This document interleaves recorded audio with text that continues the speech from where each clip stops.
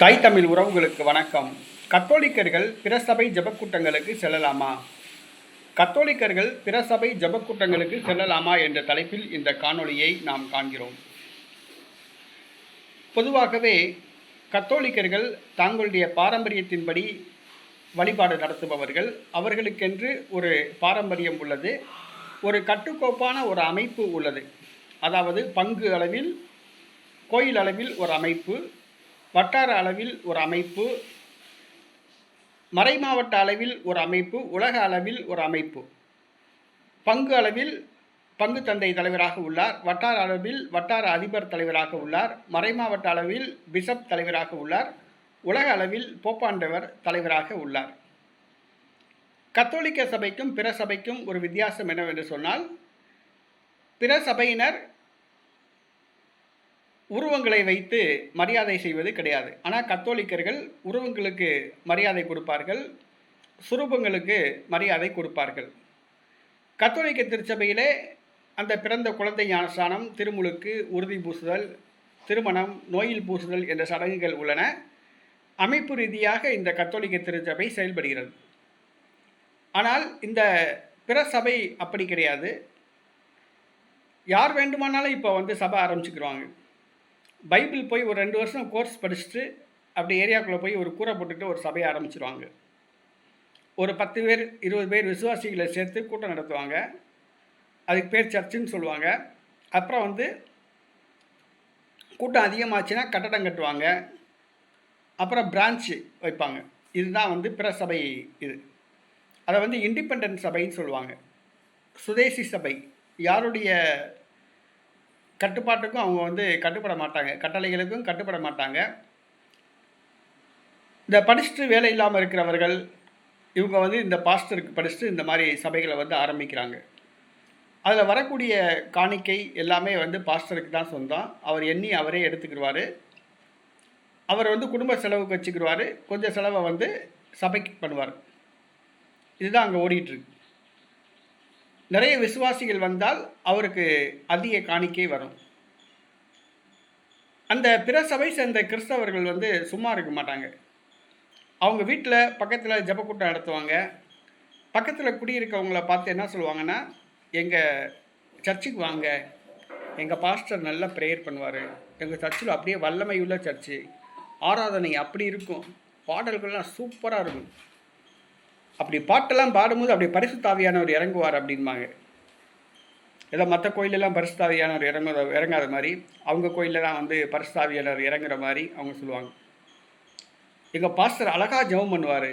Pastor ஜெபம் பண்ணால் பாஸ்டருக்கு தான் நல்லது நடக்கும், நீ ஜெபம் பண்ணாதான் உனக்கு நல்லது நடக்கும். அப்படியே கண்ணீரோடு ஜெபம் பண்ணுவார். கண்ணீர் அடித்து ஜெபம் பண்ணணும்னு ஆண்டவர் சொல்லியிருக்காரா எங்கேயாவது? எங்கள் சர்ச்சுக்கு வாங்க, ஒரு நாள் வாங்கன்னு கூப்பிடுவாங்க. எதுக்கு உங்கள் சர்ச்சுக்கு வரணும்? எங்களுக்குன்னு ஒரு சர்ச் இருக்குது, நாங்கள் அங்கே போயிட்டுருக்கோம், அப்புறம் எதுக்கு நாங்கள் உங்கள் சர்ச்சுக்கு போனோம் அப்படின்னு கேட்டால், ஒரு நாள் பாருங்கள் அப்படின்பாங்க. போய் அடுத்து என்ன சொல்லுவாங்க, பாஸ்டர்கிட்ட போய் அறிமுகப்படுத்துவாங்க. அடுத்து பாஸ்டரை கூப்பிட்டு வீட்டுக்கு ஜெபம் பண்ண வைப்பாங்க. ஒரு 4-5 தடவை ஜெபம் பண்ண வைப்பாங்க. அப்படியே என்ன செய்வாங்க, இழுத்து அவங்க சபைக்கு இழுக்க பார்ப்பாங்க.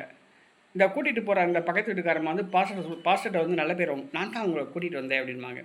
சப்போஸ் அவங்க அந்த சபைக்கே போயிட்டாங்கன்னு வச்சுக்கோங்களேன், ஊர் பூரா இந்த அம்மா சொல்லும், என் மூலமாக தான் ரசிக்கப்பட்டாங்க, என் மூலமாக தான் அவங்க ரசிக்கப்பட்டாங்க அப்படின்பாங்க. அடுத்து கொஞ்ச நாள் கழித்து அந்த அம்மா என்ன செய்யும், வீட்டுக்குள்ளே குடும்ப பிரச்சனைகள் எல்லாம் தலையிடும். நீங்கள் சபை மாறி போயிட்டீங்கன்னா, அவங்க சொன்னபடி அந்த கோயிலுக்கு போய் அந்த சபைக்கு போயிட்டீங்கன்னா வீட்டில் நுழைஞ்சு குடும்ப பிரச்சனைகள் எல்லாம் தலையிடும். என்ன பிரதர் இப்படிலாம் பண்ணக்கூடாது பிரதர்னு சொல்லி கடைசியில் என்ன தெரியுமா, வீட்டை 2 ஆக்கிரும், குடும்பத்தை 2 ஆக்கிரும். தாய் பிள்ளைகள் ஒரு பக்கம், கணவனும் தாயும் ஒரு பக்கம் ஆக்கிரும். அடுத்தது அந்த வீட்டில் இருந்து நான் ஊழியம் பண்ணுறேன் பிரதர், எனக்கு ஏதாவது செய்யும் பிரதர் அப்படின்னு சொல்லி காணிக்க அவங்ககிட்டே காணிக்க வசூல் பண்ணி இந்த அம்மா சாப்பிடும். இதுதான் உண்மை. இந்த பிரசபை ஜெபக்கூட்டத்துக்கு கூப்பிட்றாங்க பார்த்தீங்களா? ஆனால் இவங்கள கத்தோலிக்கர்கள் நீங்கள் உங்கள் ஜெபக்கூட்டத்துக்கு நீங்கள் கூப்பிடுங்க, அவங்க வருவாங்களான்னு பார்ப்போம். பொங்க பிரதர், நீங்கள் கத்தோலிக்கம் இந்த உலகத்துக்கே விரோதமானது, இந்த உலகத்தில் கிறிஸ்தவ மதம் பரவுவதற்கு தடையாக இருப்பதே கத்தோலிக்க மதம் தான் அப்படின்னு சொல்லுவாங்க. ஏன் அப்படி சொல்கிறீங்க அப்படின்னு கேட்டால், நீங்கள் பைபிளில் சொல்லாத சிலையை வழிபடுறீங்க அப்படின்பாங்க. சரி, கத்தோலிக்கர்கள் கூப்பிட்டா போக மாட்டாங்க. அதே இது இவங்க வந்து நல்ல சமாரியன் அப்படிங்கிற ஒரு சர்ச்சுக்கு போகிறாங்கன்னு வச்சுக்கிறோம். பக்கத்தில் தேவகிருபைன்னு ஒரு சர்ச் இருக்குது. அந்த சர்ச்சுக்காரங்க வந்து வாங்க எங்கள் சர்ச்சில் வந்து ஜெபக்கூட்டம் நடக்குது வாங்கன்னு சொன்னால், இந்த நல்ல சமாரியன் சபைக்காரவங்க வந்து தேவகிருபை சபைக்கு போவாங்களா? போக மாட்டாங்க. எங்கள் பாஸ்டர் திட்டுவார் அப்படின்பாங்க. அப்படியே சபைக்கு அந்த கூட்டத்துக்கு போனால் கூட அந்த சபையை சார்ந்த ஒருத்தன் நல்ல சமாரியன் சபையை சேர்ந்த பாஸ்டர்கிட்ட போட்டு கொடுத்துருவான். அவர் கேட்பார், நீங்கள் அங்கே போனீங்களாம்ல? கேள்விப்பட்டோம். ஆமாம், கேள்விப்பட்டோம் அப்படின்பார். போகிறத பற்றி ஒன்றும் பிரச்சனை இல்லை பிரதர், அப்படியே குழப்பி விட்டுருவாங்க பிரதர் அப்படின்னார். இவர் ஒரு ஆள் தான் தெளிவான ஒரு மாதிரி, இந்த நல்ல சமாரியன் பாஸ்டர் ஒரு ஆள் தான் தெளிவான ஒரு மாதிரி, மற்ற பாஸ்டர்கள்லாம் வந்து கூமுட்ட மாதிரி அப்படின்னு நினச்சிட்டு குழப்பி விட்டுருவாங்க பிரதர். உங்கள் விசுவாசத்தில் ஒரு பின்னடைவு ஏற்படும் பிரதர் அப்படின்பாங்க. அப்படி பேசுகிறது. சரி, ஓகே. போன பிறகு அந்த இவங்க நம்ம சபையில் நிலையாக நிற்க மாட்டாங்க போல தெரியல அப்படின்பாங்க. இவங்க நம்ம சபையில் இருக்க மாட்டாங்க, மற்ற சபை கூட்டத்துக்கெல்லாம் போகிறாங்க வர்றாங்க அப்படின்னாங்க. அன்னிலேருந்து பாஸ்டர் வந்து அவங்களுக்கு வந்து புள்ளி வச்சுருவார், சந்தேக கண்ணோடையே பார்ப்பார். ஏன்னா அவங்க போயிட்டாங்கன்னா ஒரு காணிக்கை குறையுது. ஒரு 100 விசுவாசி இருக்க இடத்துல 10 விசுவாசி வந்து வேறு சபைக்கு போயிட்டாங்கன்னா அவங்களுடைய வருமானம் குறையுது, காணிக்கை குறையுது, விசுவாசிகளுடைய எண்ணிக்கை குறையுது. அதனால் அவர் வந்து பயப்படுவார். அதனால் அந்த பிற சபை கிறிஸ்தவர்களே என்ன சொல்லுவாங்க, ஒருத்தவங்களுக்கு ஒருத்தவங்க மற்ற சபை கூட்டத்துக்கு போக மாட்டாங்க. இப்போ நல்ல சமாரியன் சபைக்காரவங்க வந்து தேவகிருபை நடத்துகிற கூட்டத்துக்கு போக மாட்டாங்க. டிஜிஎஸ் தினகரன் கூட்டம் நடத்தும், எத்தனை பேர் போய் கலந்துக்கிடுவாங்கன்னு பாருங்கள். அவங்களுக்கு எங்களுக்கு சம்மந்தம் கிடையாது அப்படின்பாங்க. மோகன் சி லாசரஸ் கூட்டம் போடுவாங்க, அதில் ஒரு 10 பேர் போவாங்க, 90 பேர் போக மாட்டாங்க. ஆலன் பால் கூட்டம் நடத்துவார், அங்கே ஒரு 10 பேர் போவாங்க, 90 பேர் போக மாட்டாங்க. இதுதான் உண்மை. பெர்க்மான்ஸ், ஃபாதர் பெர்க்மான்ஸ், அவரை யார் ஏற்றுக்குருவாங்க? அவரை 100க்கு ஒரு 50 பேர் ஏற்றுக்குருவாங்க, 50 பேர் அவரை பற்றி குறை சொல்லுவாங்க, அவருடைய கூட்டத்துக்கு போக மாட்டாங்க. இதுதான் உண்மை. ஆக இந்த பிற சபை கூட்டங்களுக்கு போகலாமா அப்படின்னு சொல்லி கேட்டால் தயவு செஞ்சு போகாதீங்க. பிற சபை கூட்டத்துக்கு நீங்கள் போகலாமான்னு சொல்லி கேட்டால் போகாதீங்க. நல்லதுக்கு தான் நான் சொல்கிறேன். ஏன்னா நான் போய் அனுபவப்பட்டனால நான் சொல்கிறேன். நான் பிற சபை கூட்டத்துக்கு போய் விளக்கமாத்தடி செருப்படி எல்லாமே வாங்கிட்டு தான் திருப்பி வந்திருக்கேன். அதைத்தான் உண்மையே சொல்கிறேன். தயவு செஞ்சு போகவே போகாதீங்க. நீங்கள் பிற சபை கூட்டத்துக்கு போனீங்க, உங்கள் குடும்பம் நாசமாயிடும். அதுதான் உண்மை. அங்கே போய் ஒன்றும் பிரயோஜனம் கிடையாது. அவங்க ஆண்டவருடைய வார்த்தைகளை சொல்ல மாட்டாங்க. நீ நல்லா படி, நல்லா ஒழுக்கமாயிரு, நல்லா புத்திசாலியாயிரு, அறிவாயிரு அப்படின்லாம் சொல்ல மாட்டாங்க. பயமுறுத்துவாங்க. ஆண்டவர் உன்னை கொன்றுவார், கோயிலுக்கு காணிக்க போடாட்டி உன் கழுத்தை அறுத்துருவார், இப்படி தான் சொல்லுவாங்க. ஏன்னா அவங்களுக்கு கோயிலுக்கு காணிக்க தான் முக்கியம், வருமானம் தான் முக்கியம். பரிசுத்த ஆவி என்பாங்க. பரிசுத்தாவியானவர் நாங்கள் பிறந்ததுலேருந்தே என் கூட இருக்கார். பரிசுத்தாவியானவரை பற்றி என்னமே தெரியாது உங்களுக்கு, ஆனால் பரிசுத்தாவியானவரை பற்றி பேசுவாங்க. ஆக இந்த பிற சபை கிறிஸ்தவர்கள் போனீங்கன்னு வச்சுங்களேன், உங்களை அப்படியே குழப்பி விட்டுருவாங்க, மெண்டல் ஆக்கிடுவாங்க, கிறுக்காக்கிடுவாங்க. ஆரம்பத்தில் போகும்போது அந்த பிற சபை ஜபக்கூட்டங்களுக்கு போகும்போது பரலோகம் மாதிரி தெரியும். ஆனால் அந்த ஜபக்கூட்டத்தில் போய் நீங்கள் முழுமையாக கலந்துக்கிட்டு அந்த சபைக்கு போன பிறகு ஏண்டா இந்த சபைக்கு வந்தோம் அப்படின்னு தோணும். ஏன்னா அந்த சர்ச்சில் அவ்வளோ கோஷ்டி பூசல், உங்களை நிம்மதியாகவே இருக்க மாட்டாங்க. 100 பேர் வருவாங்க வீட்டுக்கு. நீங்கள் எப்படி பண்ணுறீங்களா ஜபம்? என்ன பிரதர் இப்படி ஜபம் பண்ணுறீங்க? உங்களுக்கு ஜபம் பண்ணவே தெரியல பிரதர் அப்படின்பாங்க. உங்களுக்கு ஜபம் பண்ணவே தெரியல பிரதர், எங்கள் வீட்டில் அங்கே உபவாச ஜபம் நடக்கும் பிரதர், வாங்க பிரதர்மாங்க, வாங்க அங்கே நோயாளி ஜபிக்க போகும்னு சொல்லுவாங்க. நம்மளை கிறுக்காக்கிடுவாங்க, நம்ம வீட்டை மெண்டலாக்கிடுவாங்க. அடுத்தது பார்த்தீங்கன்னா அவங்க பூரா பாம்பு மாதிரியே இருப்பாங்க. எப்படி பாம்புனா, ஒருத்தன் நல்ல பாம்பு, ஒருத்தன் கருநாகம், ஒருத்தன் கட்டுரியன், ஒருத்தன் கோப்ரா, ஒருத்தன் தண்ணி பாம்பு, ஒருத்தன் சாரப்பாம்பு. அவங்க மனிதர்களையே பார்க்க முடியாது, மனுஷங்களையே பார்க்க முடியாது. உண்மை அதுதான். நீங்கள் போய் சேர்ந்தீங்கன்னு வச்சுக்கோங்க, உங்களை பிடிச்சி ஒருத்தங்க அப்படியே காக்கா பிடிப்பான், வாங்க பிரதர் தோத்திரம் பிரதர், தோத்திரம் அப்படின்மா. ஒரு 10 நாள் தோத்திரம் விடுவான், 11வது நாள் விடுவான். பிரதர் நான் ரியல் எஸ்டேட் பிஸ்னஸ் பண்ணுறேன் பிரதர். அந்த ரியல் எஸ்டேட்டு இருக்குது பார்த்தீங்களா, அந்த இடத்துல இடம் விலை கம்மி தான். சென்ட் ஒரு 3 லட்சம் 9 லட்சம், ஒரு 30 லட்ச ரூபா போட்டு நல்லா வரும் பிரதர். அங்கிட்ட 5 வருஷத்தில் அந்த இடத்துல ஒரு துறைமுகம் வருது பிரதர். பக்கத்தில் சொல்லுவான், பக்கத்தில் கடலே இருக்காது. கடல் இருந்தால் தானே துறைமுகம், கடலே இருக்காது, துறைமுகம் வருதுன்னு சொல்லுவான். அடுத்து என்ன சொல்லுவான், அந்த இடத்துல வந்து பார்த்திங்கன்னா ஒரு ஏர்போர்ட் வருது பிரதர்னா.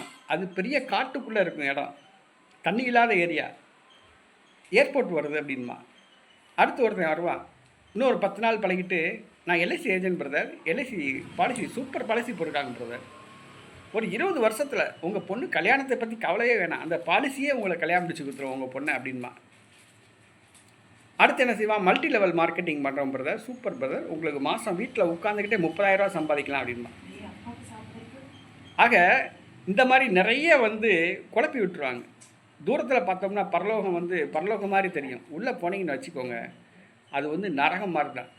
அதனால் பிற சபை ஜபக்கூட்டத்துக்கு போகலாமான்னு சொல்லி கேட்டார். தயவு செஞ்சு போகவே போகாதீங்க. சர்ச்சுக்கு போகிறீங்களா, பூசைக்கு போகிறீங்களா, சாமியார் பிரசங்கத்தை கேளுங்க. அந்த பைபிள் ஒன்று இருக்குல்ல, கத்தோலிக்கர்கள் அதை தயவு செஞ்சு தூசியை தட்டுங்க. தூசியை தட்டிட்டு குறைந்தபட்சம் இன்றைக்கி வாசகம் திருச்சபை நமக்கு நிர்ணயிச்சிருக்கோம். இன்றைக்கி மார்ச் 10ஆம் தேதி முதல் வாசகம், 2ஆம் வாசகம், நற்செய்தி வாசகம் இருக்கும். அதை படிங்க, அதை சிந்திங்க. இதில் முதல் வாசகத்துக்கும் நற்செய்தி வாசகத்துக்கும் தொடர்பு இருக்கும். முதல் வாசகம் பழைய ஏற்பாட்டிலேருந்து எடுக்கப்பட்டிருக்கும்.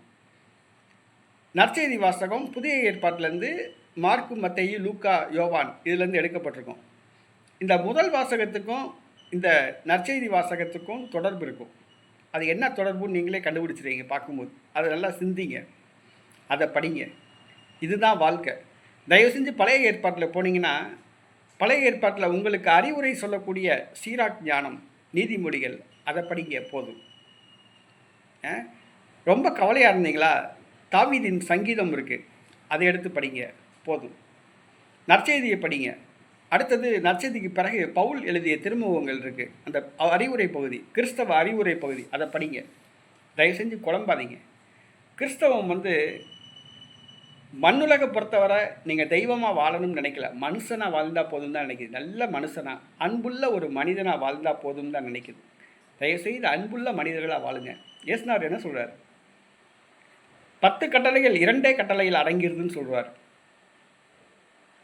உன்னை நேசிப்பது போல் பிறனையும் நேசி அப்படின்றார். அடுத்தது, நீ பிறர் உங்களுக்கு என்ன செய்யணும் விரும்புகிறீங்களோ அதை நீங்கள் பிறருக்கு செய்யுங்க அப்படிங்கிறார்.